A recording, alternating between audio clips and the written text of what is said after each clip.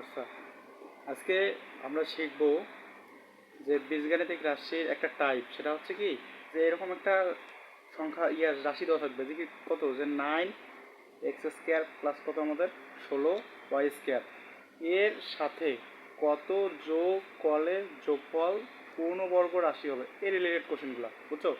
যে কত আমাদের আছে, যে 9x² প্লাস হচ্ছে আমাদের কত 16y², এর সাথে বলবে কত যোগ করলে যোগফল কী হবে, পূর্ণবর্গ রাশি হবে।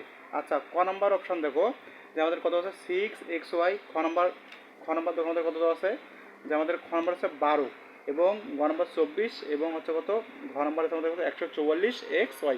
আচ্ছা, এগুলো আমরা কীভাবে বুঝবো যে কোনটা হবে, বুঝছো। আচ্ছা, এখন এখান থেকে দেখো যে আমরা যদি এটা করতে চাই তাহলে এখানে দেখো যে আমাদের প্রথম কাজ, যে রাশিটা থাকবে কত আছে, রাশিটা 9x² প্লাস আমাদের কত আছে 16y², তাই না, 16y², আমাদের এটা আছে না। আচ্ছা, এখন দেখো তাহলে আমরা জাস্ট এটাকে কী করবো, ভাঙাবো। আচ্ছা, কতর উপর স্কোয়ার দিলে 9, আমরা যদি দেখো যদি 3x লিখি তার উপর স্কোয়ার দিই তাহলে আমাদের কত আসতেছে, তাহলে আমাদের 9 আসতেছে না, উপরটা মিলতেছে না। আচ্ছা, এখন দেখো যে আমরা এখন প্লাস হয়েছে। আচ্ছা, এখন এখানে দেখো আমাদের 16y² আছে না, তাহলে আমাদের 4y দিয়ে যদি তার উপর কী দেয়, স্কোয়ার দেই, তাহলে আমাদের কত হবে, যে 16y²। তাহলে আমরা ভাঙার পর আমরা কত পেলাম, যে 3x পাইলাম না, এবং কত পেলাম, যে 4y পেলাম, 3x এবং 4y। আচ্ছা, যখন আমাদের বলবে এরকম একটা রাশি দিয়ে বলবে যে এর সাথে কত যোগ করলে যোগফল পূর্ণবর্গ রাশি হবে, পূর্ণবর্গ কী হবে, রাশি হবে, তখন আমরা এভাবে করব।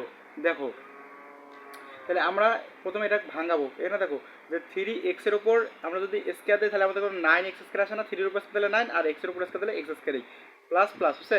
তাহলে এখানে দেখো 4 আছে না, তাহলে 4-এর উপর স্কোয়ার দিলে কত আমাদের 16 আর y-এর উপর স্কোয়ার দিলে আমাদের কত হচ্ছে y², বুঝছো।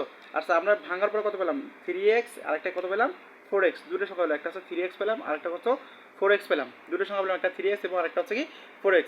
আচ্ছা, এখন আমরা এটা কীভাবে করবো, দেখো যে যে ভাঙার পরে যে দুটো পাবো কথাটা বুঝছো, যদি পূর্ণবর্গের কথা বলে, যদি পূর্ণবর্গ রাশি হয় মানে উপরে যে কোশ্চেন আছে ওই রিলেটেড যদি কোশ্চেন হয় তাহলে আমরা কী করবো, যে ভাঙার পরে যেটা পাবো তাহলে ভাঙার পর কত পাচ্ছি 3x পাচ্ছি, আরেকটা কত পাচ্ছি 4x 4y, 3x এবং 4y তার সাথে গুণন 2 দেবো সব সময়, কথাটা বুঝছো কি।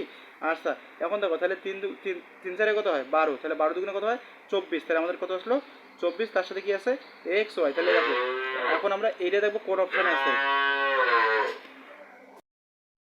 এখন দেখো আমরা কি করব, ভাঙার পরে যে দুটো পাবো ওই দুটো আমরা কি করব, গুণ করব। তাহলে দেখো ভাঙার পরে কত 3x মানে 3x এবং 4y পেলাম না, তাহলে 3x গুণন হচ্ছে 4y, তার সাথে আমরা অতিরিক্তভাবে 2 গুণ করব, তার সাথে অতিরিক্তভাবে কী করবো 2 গুণ করবো। তাহলে দেখো 3 4 কত হয় 12, 12 দুগুণে কত হয় 24, এখানে x আছে এখানে কি y, তাহলে x আর y গুণ করলে কত হচ্ছে xy। তাহলে এখন অপশানে খুঁজবো যে কোনটা আছে, দেখো অপশানে আমাদের কত আছে 24xy গ নাম্বার, তাহলে আমাদের অ্যান্সার হচ্ছে কত এটাই।